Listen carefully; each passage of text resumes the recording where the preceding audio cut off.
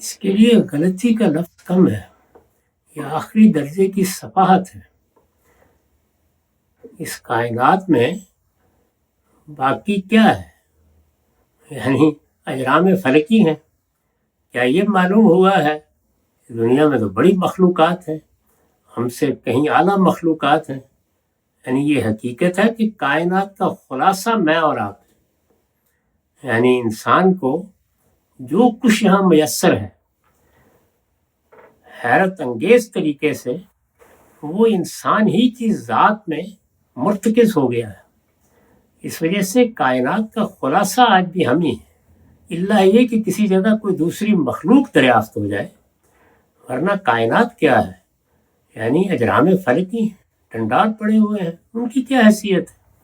یہ شعور، یہ احساس، یہ علم، یہ عقل، تو یہ کہیں کائنات کے گوشے میں پڑی ہوئی چیز نہیں ہے، یہ انسان ہے۔ اس کے پیچھے حیات کی ایک پوری تاریخ ہے، ظہور ہوا ہے یہاں پر، قوت کا ظہور ہوا ہے۔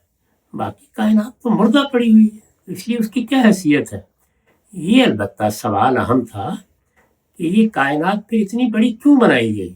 اس کا جواب اللہ تعالیٰ نے دے دیا کہ یہ میں نے تمہارے لیے جنت کا سامان تعمیر پہلے ہی بنا دیا ہے، اسی کو میں ایک نئی صورت دوں گا اور تمہارے لیے اس کو جنت میں تبدیل کر دوں گا، بہشت میں تبدیل کر دوں گا۔ یہ فردوس کا سامان تعمیر ہے۔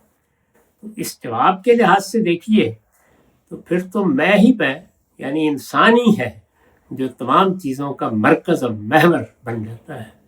تو اس لیے یہ محض صفحات ہے، تو قابل التفات بھی نہیں ہے اس طرح کی بات۔